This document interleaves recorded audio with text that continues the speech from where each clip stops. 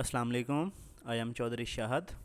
हम आज ट्रांसफार्मर का चैप्टर बी एल थराजा का चैप्टर नंबर 8 डिस्कस करेंगे। हम ऑलरेडी चैप्टर नंबर जो है वो ट्रांसफार्मर हांडा से वी के मेहता से डिस्कस कर चुके हैं, जिसमें हमने जो डिटेल ट्रांसफार्मर की थ्योरी है वो हांडा के चैप्टर में हमने कवर की थी। आप जो है वो पहले हांडा का चैप्टर ट्रांसफार्मर का कवर करें, जिसमें आपको थ्योरी और एमसीक्यूज़ आपको मिलेंगे। और उसके बाद, क्योंकि यहाँ पे हम जो है वो थ्योरी डिस्कस नहीं करेंगे, हम डायरेक्टली जो है वो ट्रांसफार्मर के एमसीक्यूज़ की तरफ चले जाएंगे।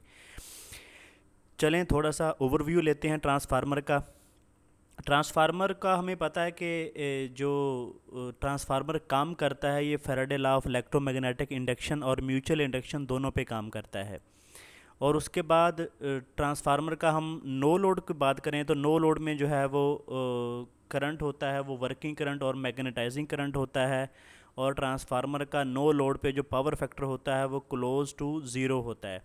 उसकी रीज़न क्या होती है? क्योंकि ट्रांसफार्मर का जो नो लोड करंट होता है वो उसका जो मेजर पार्ट होता है वो मैग्नेटाइजिंग करंट का होता है। तो मैग्नेटाइजिंग करंट, क्योंकि ट्रांसफार्मर एक इंडक्टिव लोड है, तो जिसकी वजह से जो ट्रांसफार्मर का पावर फैक्टर होता है वो क्लोज टू ज़ीरो होता है।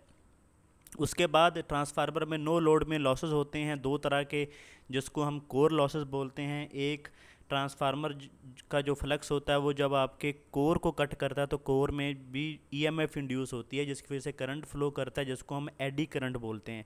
तो ये आपका ट्रांसफार्मर का लॉस होता है जो नो लोड पे होता है।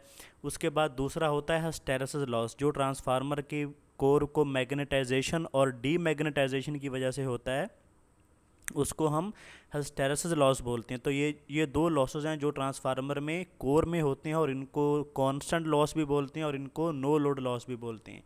और ये ट्रांसफार्मर में थ्रू आउट कांस्टेंट रहते हैं। उसकी रीज़न क्या होती है कि ये दोनों जो लॉस हैं वो फ्लक्स और फ्रीक्वेंसी पे डिपेंड करते हैं। और ट्रांसफार्मर का फ्लक्स और फ्रीक्वेंसी नो लोड से लेके फुल लोड तक आलमोस्ट सेम रहते हैं। तो इस वजह से जो है वो ये लॉसेस जो है वो नो लोड और टू फुल लोड जो है वो आलमोस्ट सेम रहते हैं। उसके बाद दूसरा लॉस जो ट्रांसफार्मर में होता है वो कॉपर लॉस होता है। आपको पता है कि जो भी हम वाइंडिंग के लिए कंडक्टर यूज़ करते हैं तो उसकी भी एक रेजिस्टेंस होती है, तो उस रेजिस्टेंस के क्रॉस भी वोल्टेज ड्रॉप होता है। तो उस वजह से जो लॉस होता है ट्रांसफार्मर में उसको हम कॉपर लॉस बोलते हैं। और ये क्योंकि आपका जो लॉस है वो लोड करंट पे डिपेंड करता है, तो इसको हम वेरिएबल लॉस बोलते हैं, क्योंकि ये जो आपका लॉस है वो लोड पे डिपेंड करता है। जैसे जैसे लोड वेरी करेगा वैसे वैसे आपका जो है वो लॉस भी वेरी करेगा।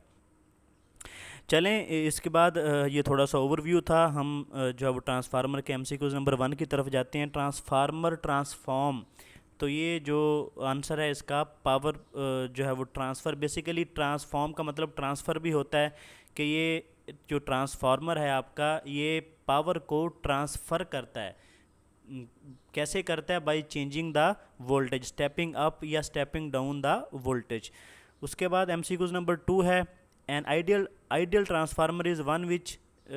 आइडियल ट्रांसफार्मर हम किसको बोलते हैं? जैसे हमने हांडा में डिस्कस किया था कि आइडियल ट्रांसफार्मर उसको बोलते हैं कि जिसमें तीन चीज़ें हों, कि उसमें जो लीकेज फ्लक्स ज़ीरो हो, उसमें लॉसेस ज़ीरो हों, ठीक है, उसका जो है I think so magnetizing current जो है वो ज़ीरो हो। ये तीन चीज़ें थी, एक लॉसेस था, एक उसमें लीकेज फ्लक्स था, और एक उसकी वाइंडिंग की रेजिस्टेंस थी कि वो ज़ीरो हो। तो ऐसे को हम जो है वो आइडियल ट्रांसफार्मर बोलते हैं। तो इसका आंसर बी होगा, has no losses and magnetic leakage. MCQs number 3 है, coupling between the two winding of transformer can be increased by, तो ये interleaving the winding in common core of low reluctance. MCQs number 4 है, an ideal transformer has no load primary current I not, जो primary current I not lags behind the voltage by 90 degree. मैंने आज जैसे आपको बताया था कि जो नो लोड करंट होता है वो आपका ट्रांसफार्मर का वो मैग्नेटाइजिंग की वजह से होता है। और मैग्नेटाइजिंग करंट जो है वो क्योंकि ट्रांसफार्मर एक इंडक्टिव लोड है, तो इस वजह से इंडक्टर का जो पावर फैक्टर होता है वो ज़ीरो होता है, और उसमें जो करंट होता है वो लैग करता है वोल्टेज से बाय 90 डिग्री। तो no load current magnetizing current होता है वो, क्योंकि वो क्या करेगा, वो option a lags behind the voltage by 90 degree.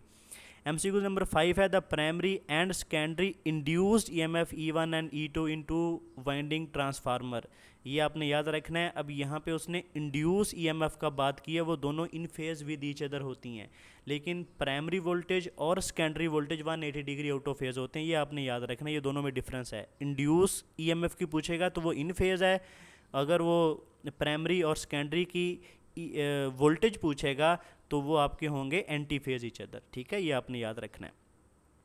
MCQ number 6 है regarding the working component IW and magnetizing component I nought of the no load primary current of transformer which of the following statement is true. तो आपको पता है कि जो no load current होता है उसमें मेजर पोर्शन मैग्नेटाइजिंग करंट का होता है और स्मॉल पोर्शन आपका वर्किंग करंट का होता है, इसलिए हम बोलते हैं कि मैग्नेटाइजिंग कंपोनेंट ज़्यादा है, इस वजह से जो उसका पावर फैक्टर होता है वो क्लोज टू ज़ीरो होता है।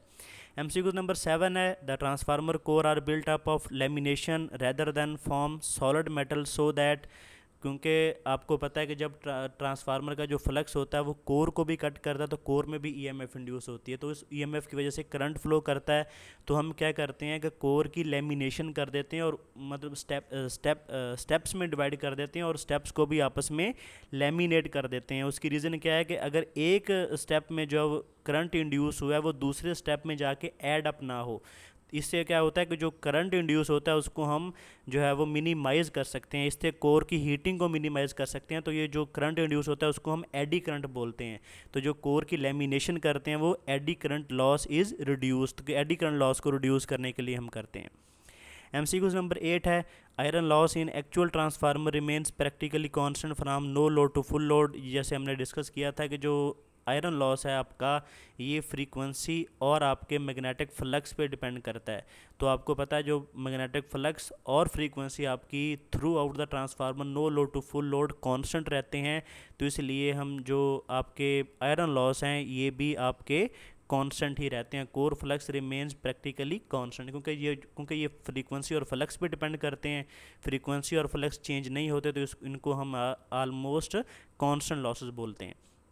MCQ नंबर 9 है the primary reason why open circuit test is performed on lowest voltage finding of transformer is that, ये जो ड्रा सफिशेंट लार्ज करंट को, जब वोल्टेज लो होंगे तो उसमें लो वोल्टेज वाइंडिंग में करंट क्या होगा, हाई होगा, तो इस वजह से हम जो उसकी रीडिंग कन्वीनियंटली लेने के लिए हम उसको जो ओपन सर्किट टेस्ट है उसको लो वोल्टेज वाइंडिंग पे परफॉर्म करते हैं। Draw sufficient large no load current for convenient reading, क्योंकि अगर हम हाई वोल्टेज साइड पे लेंगे तो उसमें वोल्टेज हाई होंगे तो करंट और ज़्यादा रिड्यूस हो जाएगा, तो उस वजह से क्या होगा कि उसकी रीडिंग्स लेना बहुत ज़्यादा मुश्किल हो जाएगा।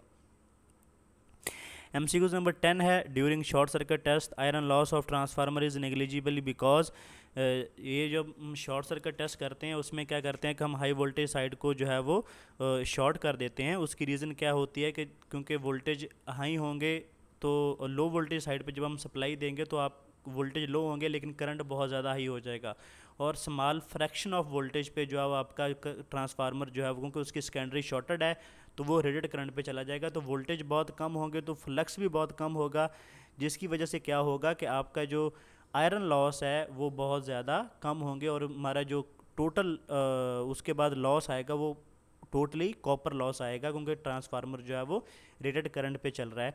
तो इस वजह से हम जो है वो इसको हाई वोल्टेज साइड पे परफॉर्म करते हैं। Voltage applied across HV side is small fraction of rated voltage and so as the flux भी उसका बहुत स्मॉल होगा, जिसकी वजह से जो उसके आयरन लॉस हैं वो ऑलमोस्ट ज़ीरो होंगे। 11 नंबर MCQ है the commercial efficiency of transformer while an open circuit, तो वो ज़ीरो होगी। MCQ नंबर 12 है ordinary efficiency of given transformer is maximum when its copper loss equal to iron loss. MCQ number 13 है transformer has negative voltage regulation when it's power factor is, जब उसका power factor leading होगा तो उसकी जो regulation है वो negative होगी, जब लैगिंग होगा तो उसकी जो रेगुलेशन है वो पॉजिटिव होगी। MCQ नंबर 14 है the saving in copper achieved by converting to winding transformer into auto transformer is determined bye, तो ये वोल्टेज ट्रांसफॉर्मेशन रेशियो से हम डिपेंड करते हैं कि अगर वो क्लोज टू यूनिटी है तो हमारी सेविंग ऑफ कॉपर जो है वो मैक्सिमम होगी। MCQ नंबर 16 है which of the following parallel combination is not possible for 3 to 3 phase transformer, तो ये जो आपका ऑप्शन बी में है ये पॉसिबल नहीं है। उसकी रीज़न क्या होती है कि जब स्टार डेल्टा ट्रांसफार्मर का कनेक्शन होंगे तो उसमें 30 डिग्री का फेज़ शिफ्ट आएगा, लेकिन डेल्टा डेल्टा में ये फेज़ शिफ्ट नहीं आएगा, तो इस वजह से ये जो ट्रांसफार्मर का बी ऑप्शन है ये पॉसिबल नहीं है। MCQ नंबर 17 है, which of the following 3 to 3 phase connection are possible for parallel operation. तो ये आपका ऑप्शन सी है, क्योंकि डेल्टा स्टार में भी 30 डिग्री का फेज शिफ्ट आएगा और दूसरा जो डेल्टा स्टार है उसमें भी 30 डिग्री का फेज शिफ्ट आएगा, तो इस वजह से जो सर्कुलेटिंग करंट है वो यहाँ पे पैदा नहीं होगा, तो इस वजह से ये इनका जो पैरेलल कम्बिनेशन है वो पॉसिबल है। MCQ नंबर 19 है, TT connection has higher ratio of utilization than VV connection only when, जब आपके नॉन आइडेंटिकल ट्रांसफार्मर यूज़ हों तो उस वक्त इनको ज़्यादा यूज़ करते हैं हम। 20 नंबर MCQs है, for 3 to 3 phase conversion which of the following given polyphase connection would you select. क्योंकि हम डेल्टा और इंटर कनेक्टेड स्टार करते हैं, क्योंकि इंटर कनेक्टेड स्टार में हमें जो है वो दो तरह के वोल्टेज अवेलेबल होते हैं।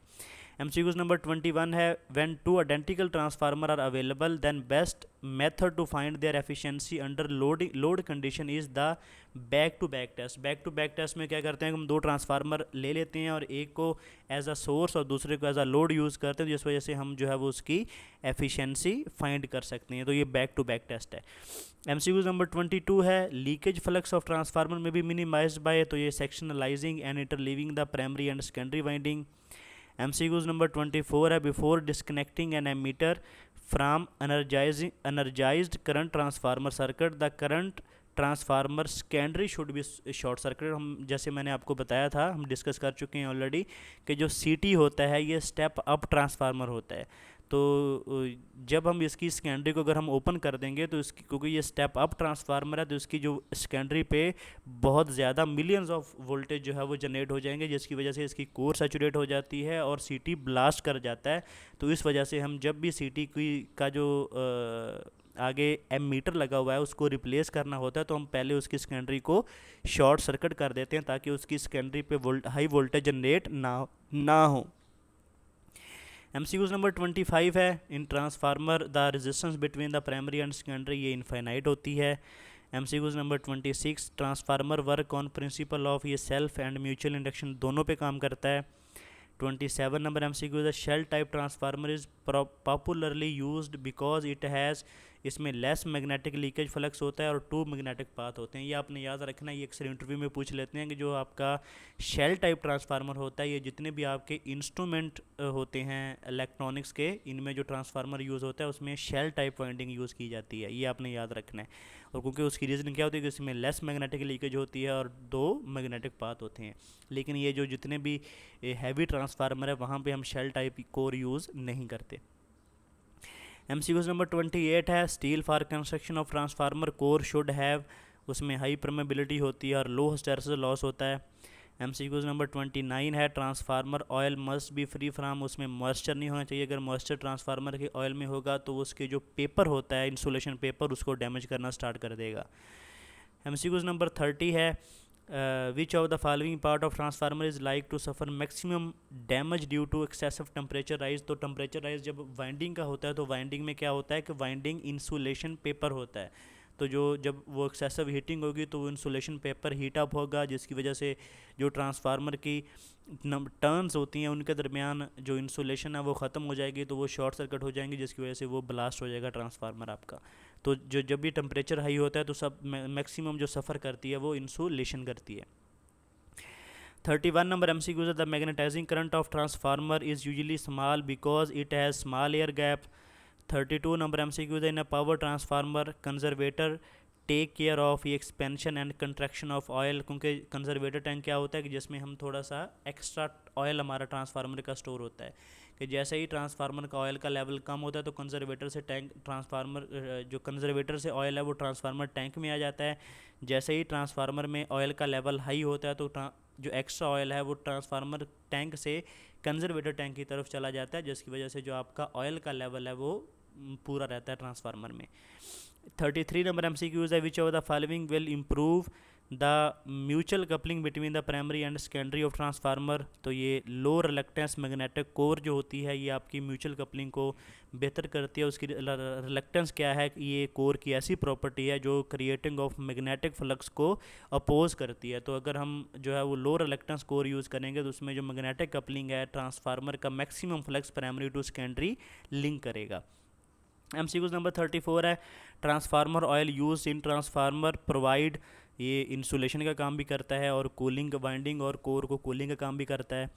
35 number MCQ, the size of transformer core depend upon, ये उसकी फ्रीक्वेंसी और flux density of core material दोनों पे डिपेंड करता है। उसकी रीज़न ये है कि जो फ्रीक्वेंसी और फ्लक्स डेंसिटी का जो रिलेशन है वो इन्वर्स रिलेशन है, तो ये दोनों पे डिपेंड करता है। MCQ नंबर 36 है, for large power transformer best utilization of available core space can be used by using the, ये स्टेप्ड कोर सेक्शन से हम यूज़ करते हैं। MCQ नंबर 37 है, 5 limb core construction of transformer has advantage over 3 limb core construction that, कि उसमें magnetic reluctance of 3 phase transformer can be balanced. MCQ number 38 है, transformer winding are tapped in the middle because it eliminate the axial force on the winding. MCQ number 39 है, for large power transformer it is prefer to use, तो उसमें हम जो tank with separate cooler use करते हैं, क्योंकि जो आपका लार्ज ट्रांसफार्मर होता है उसमें ऑयल भी ज़्यादा होता है, जिसकी वजह से ऑयल जो है वो ठंडा करना मुश्किल होता है। तो उस वक्त वहाँ पे हम जो है वो सेपरेट टैंक यूज़ होता है जिसमें कूलिंग लगे होते हैं या रेडिएटर यूज़ होते हैं, तो उस वजह से जो हम लार्ज पावर ट्रांसफार्मर में टैंक और सेपरेट कूलर यूज़ करते हैं। तो ये था हमारा पार्ट 1। तो हम जो नेक्स्ट MCQs हैं वो पार्ट 2 में डिस्कस करेंगे। तो वीडियो को लाइक करें, शेयर करें और चैनल को सब्सक्राइब कर लें ताकि आने वाली वीडियो का नोटिफिकेशन आपको मिल सके।